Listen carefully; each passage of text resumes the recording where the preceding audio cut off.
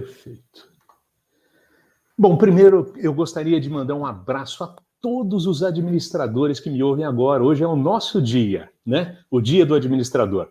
Eu recebi hoje pela manhã, mais cedinho, uma mensagem do nosso presidente do Conselho Regional de Administração, onde ele destaca que o Brasil precisa de menos impostos, zerar corrupção e mais e melhores administradores, que o nosso ambiente de ciência se multiplique e cause efeito.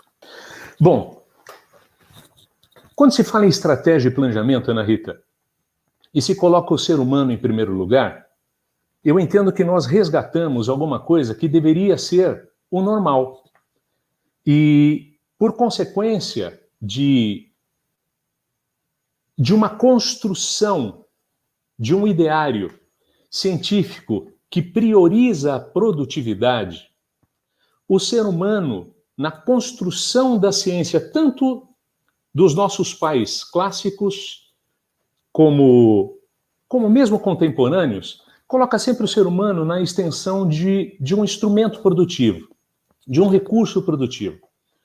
É curioso imaginar que nós levamos até o tempo presente para trabalhar a questão da humanização do trabalho com o destaque que é devido ao tema. Eu gosto do conceito, Maria Rita, que considera o seguinte: as coisas existem porque as pessoas existem. Logo, o trabalho é um desdobramento da consequência da existência e governança humana sobre o presente tempo, sobre o planeta. Imaginar que qualquer coisa que se chame do que for esteja desassociada a uma relação muito próxima e harmoniosa com o ser humano é considerar que é alguma coisa que, teoricamente, e mais do que teoricamente, de maneira pragmática, está contraposta à preservação do que faz esse planeta ser o planeta Terra e ter a sua governança humana como prevalência sobre todo o ecossistema existente. Eu atuo já há muitos anos em assessoria consultiva em projetos de expansão, estruturação, recuperação e sucessão empresarial. Sempre quando esses temas são envolvidos, por mais que os números aflorem e nos desafiem a, por exemplo, um processo de recuperação judicial ou extrajudicial. Quanto devemos, quais são os credores, qual o planejamento estratégico para resgatar os números e a performance da empresa. Existem tantos senões, tantas interrogações envolvidas nesse processo. Mas, de fato, o que há de mais importante que se deve se considerar de maneira destacada é de que, atrás de uma empresa a ser recuperada, existem sócios gestores, sócios diretores, existem acionistas, existe uma cadeia de fornecedores que também tem as suas consolidações societárias, os seus acuramentos, seus colegiados societários, os seus interesses envolvidos.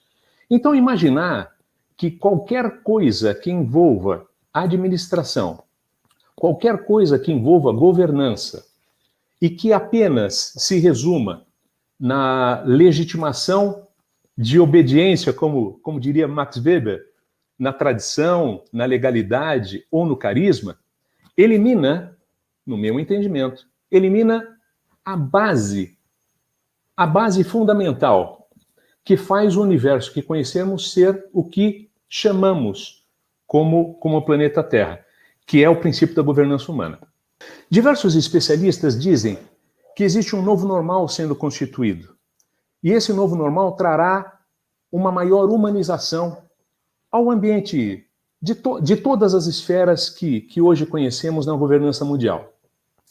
Interessante perceber que, por mais que isso seja dito, e se imagine que este novo normal, pela vulnerabilidade humana percebida com o advento aí do coronavírus, né? Que essa vulnerabilidade nos tornou um pouquinho mais sensíveis à humanização da tragédia humana, da insuficiência humana, da vulnerabilidade humana. Eu acho muito curioso imaginar que boa parte do momento que vivemos pode ser simbolizado nesta imagem que eu escolhi para esse slide, para essa tela inicial, que mostra um revólver laser que hoje nós aceitamos com a maior naturalidade sendo afixado no nosso lóbulo central aqui, bem no meio da testa, né? Para medir a nossa temperatura. Eu acho curioso perceber que a simbologia deste momento presente, no qual nós nos desafiamos a perceber a maior vulnerabilidade humana e trabalhar sobre ela, ou nos desafiamos de maneira absolutamente brilhante a racionalizar ou trabalhar o conceito de humanização do trabalho, de que muitos dos símbolos e muitas das tarefas que foram introduzidas na nossa rotina, na verdade, ao meu ver, a meu critério, não tem nada de humanização. Pelo contrário, o ato de afixar sobre a nossa testa, aqui no meio da testa, uma espécie de revólver com uma luz laser, é uma comunicação de uma brutalidade desumanizada que eu tenho grande dificuldade de chamar de um novo normal aceitável. Vamos passar para a próxima tela. Pode ser? Obrigado. Humanizar, conceitualmente, Maria Rita, administradores que me ouvem, humanizar é dar ou adquirir uma condição benévola, uma condição de maior tolerância. Humanizar é quase sinônimo de solidariedade. Humanizar é o contraponto de uma cosmovisão toda digitalizada, aonde eu ouvi a palestra anterior, brilhante, muito curiosa, onde o termo que a Maria Rita usou, é pouco provável que as máquinas nos substituam. É difícil imaginar isso. E eu também acho, viu, Maria Rita? Acho que você está certíssimo. Mas acho muito interessante conceituar de que humanizar é quase um contraponto. É quase que um grito de alerta a uma sistemática administrativa, gestorial, que vocacionada à produtividade ou ganho de produtividade, em muitos momentos considerou o homem ou submeteu o homem a uma relação com o trabalho absolutamente desumanizado. Se você pegar desde o advento da Revolução Industrial, e eu não sou contra a evolução industrial, nem contra a revolução tecnológica, não sou conservador nessa área, não, muito pelo contrário. Acredito que o futuro do trabalho é o homem não trabalhar mais, porque o que as máquinas fazem e nos molesta, que as máquinas façam, né? E se for possível que as máquinas façam tudo e nós descobramos outras formas mais adequadas, mais agradáveis e não só laboriosas de conquistar a dignidade do trabalho, vai ser ótimo. Acho pouco provável que isso ocorra em curto espaço de tempo, mas acho que é uma tendência. Acho que um futuro um pouquinho mais longevo vai considerar o homem tendo alguma outra ocupação, algum outro labor, mas não esse labor que nós estamos acostumados, como se tivéssemos, em algumas circunstâncias, não todas, graças a Deus, um arreio sobre os ombros, tendo que arrastar uma terra para agriculturar um pedaço de terra para colher alimentos, etc. Acho muito importante considerar, então, que o termo humanização não pode ser visto como outros termos já foram vistos na decorrência da história da administração, como por exemplo, nós temos surtos, ondas, né? Todas elas valiosas, mas as 5 ondas do marketing depois viraram 7, o cliente é o rei, né? Esse termo cliente é o rei chegou em alguns momentos a transformar o cliente num imperador, onde muitas empresas se inviabilizaram nesta gana de fazer exatamente o que o cliente queria, ainda que não fosse possível que aquilo fosse realizado. Eu tenho muita cautela com jargões que aprisionam, em cima deste enquadramento estrutural do jargão, elementos que mereceriam maior profundidade. E entendo que humanizar o trabalho exige de todos nós uma maior profundidade. Se esse termo for trabalhado, e eu entendo como brilhante a escolha do Conselho para trabalhar esse tema este ano, é um momento muito oportuno. Mas se nós, não o Conselho, mas se nós todos, sociedade, lidarmos com este termo, como, por exemplo, alguns termos já foram tratados de forma casuística, de moda, nós corremos um risco de esvaziar o tema e nos dessensibilizar. O símbolo do coração aí mostra um dos temas que mais foram desvalorizados na contingência dos últimos tempos, que é o amor. Um sentimento tão profundo ligado à essência humana, que hoje é dito para relações absolutamente superficiais. Ah, eu te amo, como se dissesse, oh, tudo bem? E aí, como vai? Né? É um sentimento mais profundo, um sentimento da envergadura do pico dos valores humanos, né? Eu peço a você que mude a tela, porque eu vou insistir nesse tema um pouquinho mais. Obrigado. Volto a dizer, então, que desde 1919, lá com o nosso pioneiro Henry Ford, ele dizia, pior do que não formar pessoas que partem, falando sobre investimento em treinamento, né? É não treinar as pessoas e elas permanecerem. Olha lá, Ford já dizia da importância de construir um ser humano mais apropriado, mas sempre com a vocação de produtividade, de ampliação produtiva, da capacidade produtiva. O Bock, da mesma forma, em 1930, o custo gerado pela ignorância justifica investir em treinamento. Olha que coisa curiosa. Mais uma vez, falando em investir no ser humano, mas sempre como uma justa paga. Não digo que não é correta, que é antiética, nada disso. Mas sempre quando nós falamos em administração e humanidade, parece que existe uma couraça, no meu entendimento, uma deformação, porque nós sempre pensamos no ser humano no ambiente de trabalho como sendo um instrumento de labor. O ser humano é quem mais deveria tirar proveito do exercício do labor. Explico. No meu entendimento, o trabalho está para o adulto da forma que o brinquedo está para a criança.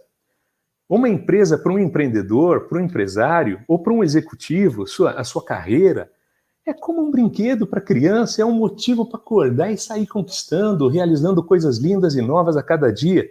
Eu, pelo menos, tenho uma visão do meu trabalho assim, eu amo fazer o que faço. Eu aconselho governantes privados, públicos e eclesiásticos.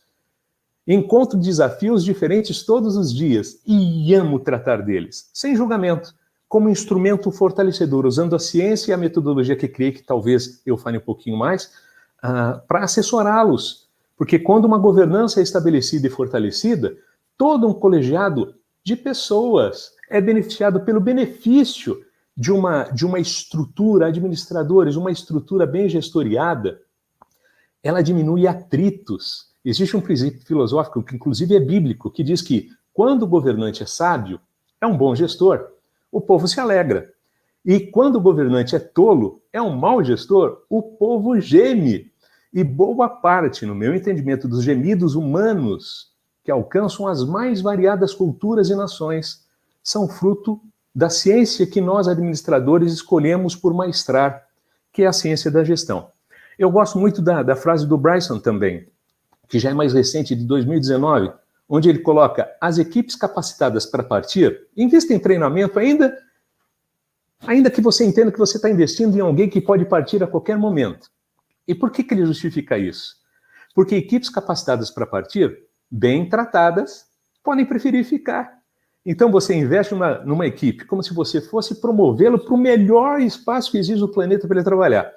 Sabendo que, se o ambiente interno for bom, provavelmente ele fique e seja ainda mais proveitosa a permanência dele. Eu peço a você que mude o slide, Maria Rita, por favor.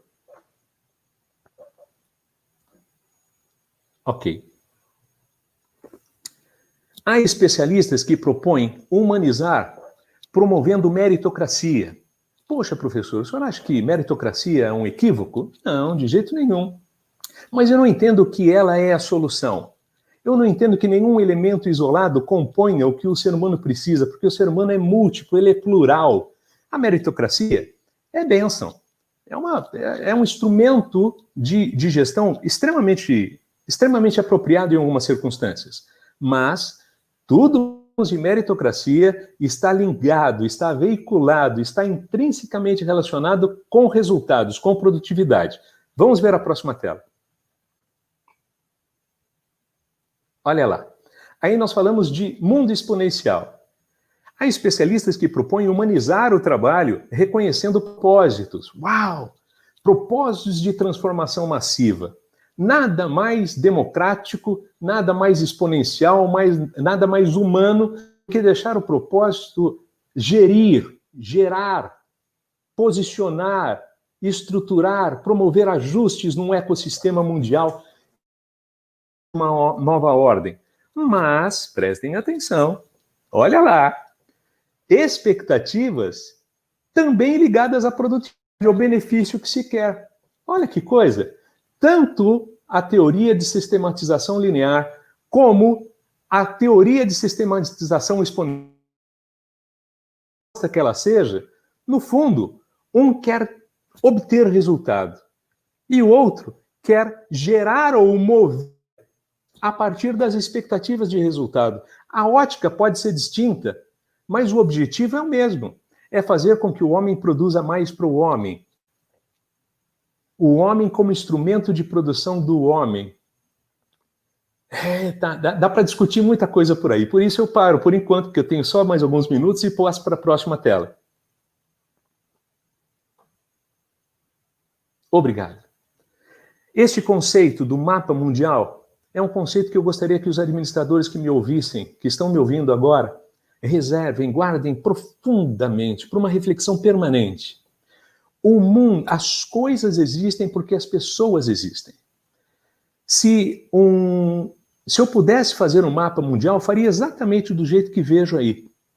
Pessoas de diferentes culturas, com tons de pele diferentes, falando línguas diferentes, espraiadas por um mundo de maneira mais aglutinada ou mais esparçada, mas todos eles necessitados de uma série de elementos e dispostos ou sobrecarregados de uma responsabilidade, uma grande responsabilidade, que é a responsabilidade de governar sobre todo esse ecossistema do planeta Terra. Passe a próxima tela, Maria Rita, por favor. Existem alguns conceitos de governança humana que se desumanizam totalmente quando exigem inovação sem risco. Houve modismo, e ainda hoje se fala muito de inovar. Quem não inova morre, e é verdade. Inovação faz parte do processo de reconstrução à modernidade, ao contemporâneo, de maneira progressista, ativa, positiva. Mas é impossível inovar sem correr riscos. E o apetite das organizações para o risco é o contraponto do apetite das organizações para o investimento da inovação. Todos falam em inovação, mas coitado do inovador que fizer uma besteira ou não conseguir alcançar o resultado, ele vai ser cruelmente eliminado, ou muito provavelmente eliminado. O suporte, a paciência dos investidores nos processos científicos de construção de inovação é muito fiduciário, é muito material. Quanto tempo está-se aí a resolver um problema? Tanto. E qual o objetivo que foi alcançado até agora? É insuficiente, corta a verba, né? É muito importante que as empresas, os administradores entendam, e os organizadores, os governantes de empresas, tanto públicas, eclesiásticas, privadas, entendam que inovar é fundamental. Inovar é uma característica essencialmente humana, porque sistematização robótica sistematiza a informação já existente, sistematiza a coincidência logarítmica de conteúdo já formatado. O que há de novo, as elucubrações humanas, é que abrem o espectro do que nós desconhecemos. É o grande quitute que ainda ninguém provou, né? Mude a tela, Maria Rita, que eu quero passar para um outro conceito muito curioso. A governança humana também se desumaniza ao promover inconsistências. Que inconsistência? Pôs uma foto de uma calça aí, professor. Será que o senhor estava certo do que o senhor fez quando escolheu essa imagem? Penso que sim. Quando se fala em ecologia e se pega uma calça que, se fosse só pegar o algodão tradicional, cortá-la e costurá-la, custaria X. E para fazer com que ela tenha aparência de antiga, aos modos do que você tem aí na telinha, provavelmente à esquerda, essa toda cheia de retalhos costurados. Gente, o que se gasta para fazer uma calça que parece velha é infinitamente mais caro do que o que se gasta para fazer uma calça que aparente ser nova. Não existe nenhum ganho ecológico em fazer uma calça que era nova parecer velha, a não ser que, de fato, o chamamento fosse utilizar uma calça de reuso mesmo, costurar aquela calça velha mesmo. O que eu quero dizer com isso? Quando a governança humana ela promove questões de inconsistência, os fake news da indústria, os fake news do comércio, os fake news da ecologia, nós estamos, na verdade, no linguajar chulo, dando um tiro no pé. Nós estamos desconstruindo a oportunidade que temos de na verdade, reestruturar o planeta sob o espectro de uma governança realmente humanizada. E a governança humanizada, sabe o que ela faz? Ela preserva o ser humano. Ela valoriza o ser humano como ponto estratégico central. Sem o ser humano, não há o que conhecemos. Não há por que nos organizarmos num evento tão brilhante quanto esse. Não há governança a ser aplicada. Por favor, Maria Rita, pode mudar a tela. Governança humana também se desumaniza com a produtividade do medo. Uau! Que tema polêmico. Esse professor só traz tema polêmico aqui, fala de correr risco e coloca a gente em xeque. Fala de organizações exponenciais, de propósitos, mas propósitos que às vezes escondem lá alguma ilegitimidade oculta. Que medo é este? Senhores, administradores que me ouvem hoje, a rede privada virtual, de maneira aplicada, consequente, concreta, absoluta, resultante, fez com que as pessoas trabalhassem 2 horas a mais por dia. Isso numa escala, olha, embaixo da imagem tem um endereço fonte, que vocês podem, inclusive, caso queiram depois entrar nas redes sociais e me pedirem, a última tela tem as minhas redes sociais e eu mando para vocês. Mas é um termo que está sendo, já, eu não vou usar banalizado, mas tem boa repercussão já, vocês não vão ter dificuldade de encontrar.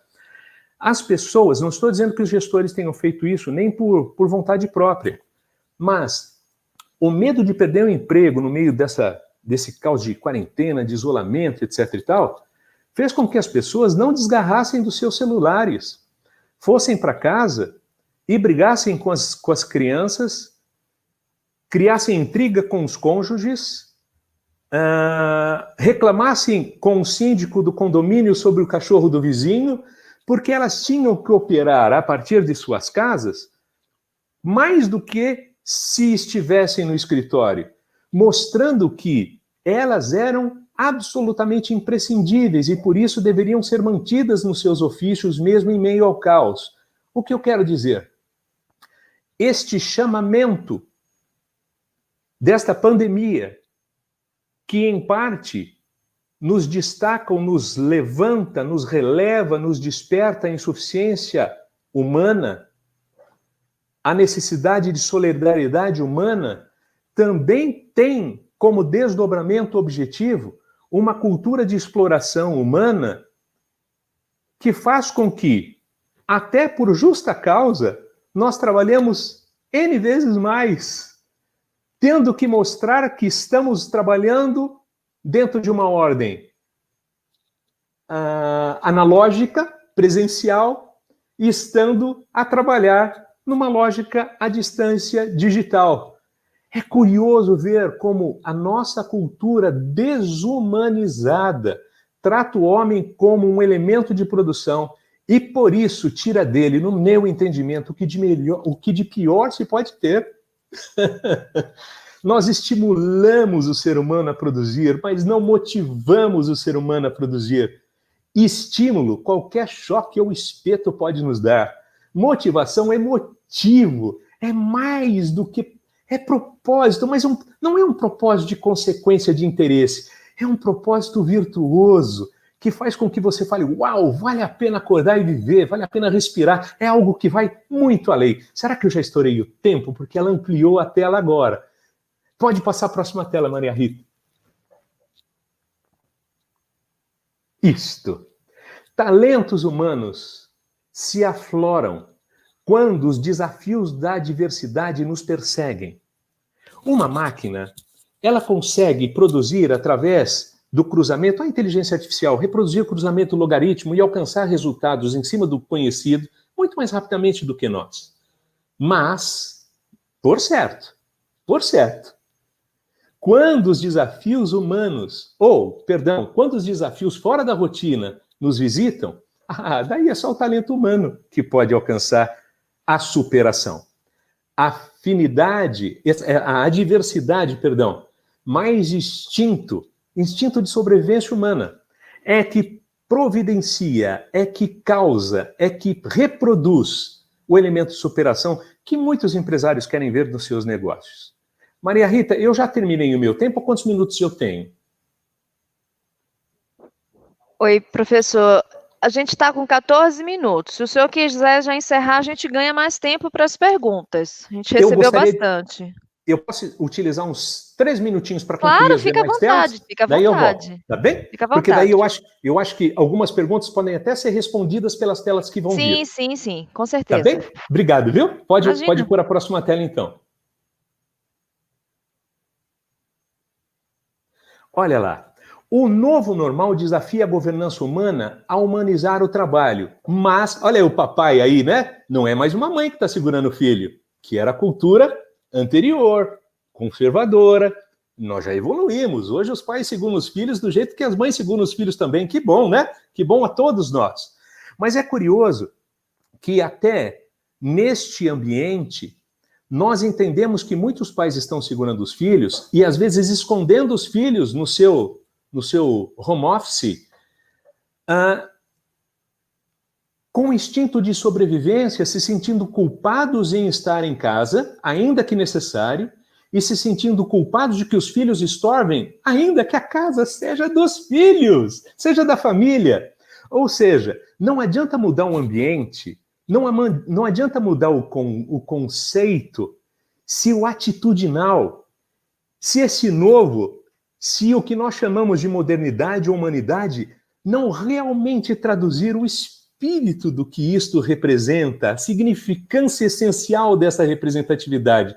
E isso tem a ver com uma real humanização. Quase a última tela, penso que talvez a última. Por favor, Maria Rita. Olha, aparências estão perdendo relevância. Quer ver? Ó? Isso é possível hoje. Antigamente, se eu fizesse isso no meio de uma produção, eles iam falar, poxa vida, tem que pentear o cabelo antes. Como o senhor penteia o cabelo no meio da apresentação? Tratamento à distância médica, a telemedicina. O que nós estamos fazendo hoje, um evento com 20 mil pessoas como potencial nos assistindo, dentro de uma roupagem à distância. Esta adaptação, esta consequência adaptativa, é um elemento que veio para ficar. Eu vou deixar para as perguntas, passando talvez para a penúltima ou última tela. Por favor, Maria Rita. Eu vou utilizar um elemento comparativo do Omnichannel, para que vocês entendam, não o conceito do Omnichannel, mas a construção sistemática do Omnichannel. O que é o Omnichannel? Omni, todos, né, do latim. Sistematização que unifica canais físicos e digitais. O Omnichannel, então, é a loja física mais a loja digital interlaçadas, interagindo. Você vai ser atendido com a mesma categoria de benefícios, com a mesma amistosidade, independente se você está no ambiente físico ou um ambiente digital. Este conceito, penso eu, ser o conceito que deve visitar as relações humanas no trabalho, de maneira absolutamente estratégica. Aí está o centro da estratégia da humanização do trabalho. Independente de como você estiver vestido, independente do cenário onde você estiver inserido, independente da linguagem mais formal ou menos formal, independente de ter um filho no colo ou a sua esposa no seu colo, ou seu esposo pertinho de você, você continua sendo e respondendo àquela expectativa de quem lhe procurou naquele recorte de maneira profissional, de maneira técnica, sem ser julgado apenas pela aparência. Deixamos um mundo, tomara, porque ainda existem muitos, como que chama? Eu até anotei aqui, deixa eu ver se eu lembro aqui. Vivemos a era dos influencers, né? Existem muitos influencers que quando são percebidos na rotina real, derretem, porque ele é um influencer fake, ele não tem influenciamento, ele não tem potencial de influenciamento nenhum, porque os valores dele não inspiram a ninguém. Eu passo para a última tela, agora tenho certeza que é uma foto de um carro, quer ver? Vamos ver se é essa. Não, pode pular, não vou falar da minha metodologia. Esta, vou falar. Eu tenho uma metodologia, mas quem quiser depois me procura nas redes sociais e eu explico, tá bem? Acho muito curioso ver este carrinho aí, ó, foi lançado pelo Elon Musk em 2018, dentro de um foguete. E hoje, provavelmente já bastante deteriorado, está flutuando em meio à galáxia, em meio à nossa galáxia. Tocando músicas, não sei se acabou a bateria, era a bateria solar, do David Bowie, né? O que eu acho curioso, professor, qual o benefício de jogar um carro? Qual o benefício de fazer um foguete e jogar um carro em órbita? Qual é esse benefício? É o benefício que só a essência humana justifica, é aquilo que eu vou me atrever. Então, antes de passar as questões e as perguntas, espero que eu não tenha consumido demais o tempo, eu quero deixar você, administrador, um chamamento fundamental. Existem 8 bilhões de pessoas no mundo que precisam acordar, dormir, comer, vestir, estudar, prosperar, realizar sonhos, cantar, fazer apresentações artísticas. Tem tanta coisa linda para fazer, tudo isso é humano. Todas as coisas concretas que existem porque esses 8 bilhões de almas viventes espalhadas pelo mundo com diversas culturas e línguas desejam realizar alguma coisa. Então, não deixe o seu psique de medo tomar conta de você, nem esqueça de que a ciência da administração nos possibilita um arcabouço técnico que nos viabiliza conclusões objetivas e pragmáticas que, somadas à essência das intenções e motivações humanas, nos transformam em veículos de transformação para bem e para melhor.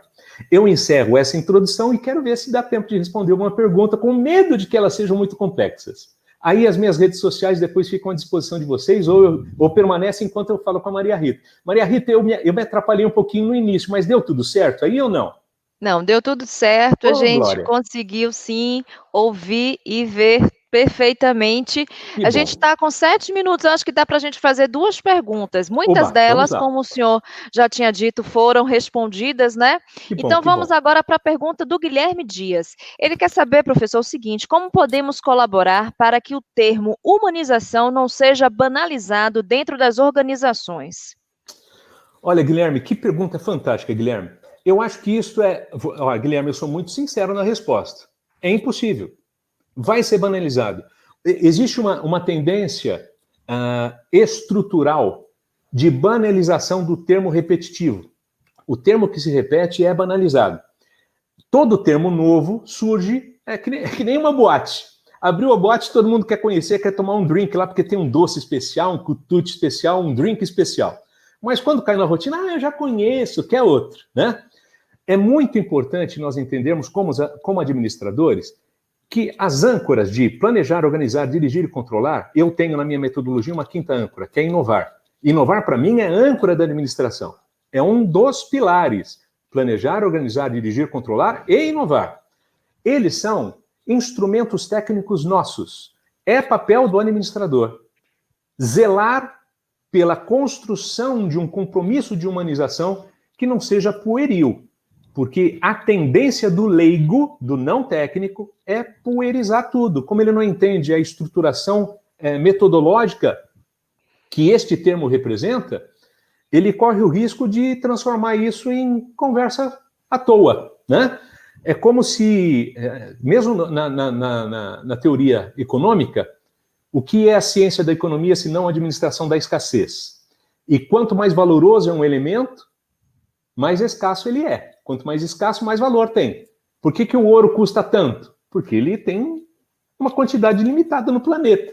Não tem ouro sendo fabricado agora. São séculos de maturação até que o carbono se transforme. Sei lá como que funciona isso, porque eu não sou químico, né?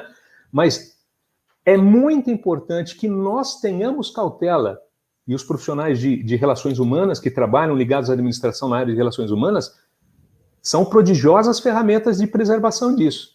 Cuidado para não confundir estímulo com motivação, Cuidado para não confundir modismo com teoria fundamental e humanização do planeta Terra é consequência da humanidade. Quando nós falamos em ecologia, nós não estamos falando em proteger só, ainda que seja lindo, proteger o leão dourado, o mico-leão dourado. Nós estamos falando, quando falamos em ecologia, nós estamos protegendo a nós. Porque se nós deixarmos de existir, atentem a isso. O planeta continua. Outras bactérias vão tomar conta disso daqui, outro gafanhoto vai tomar conta desse ecossistema. Nós temos hoje o direito de governar se sábios formos para governar. E gestão, administração e a nossa ciência tem tudo a ver com dar consequência aos termos de maneira adequada. Parte da longevidade e valor desse tema tem a ver com a nossa profissão e carreira. Perfeito, professor. Agora, o Maurício Del Osso, ele quer saber o seguinte, como é possível humanizar a comunicação digital, né? Porque a gente vive nesse universo dos algoritmos, né? A era dos algoritmos e a comunicação nas redes sociais impacta muito no dia a dia das pessoas, no comportamento das pessoas. Você já refletiu sobre isso? Muito, Maria Rita. A pergunta dele é... Qual que é o nome dele? É o Maurício Del Osso. Ó, eu não vou acertar o Del Osso, mas o Maurício eu vou topar. Maurício, comunicação é interessante a tua pergunta. Vamos à genealogia da palavra. Comunicação não é ato de emitir. Comunicação é ato reflexo.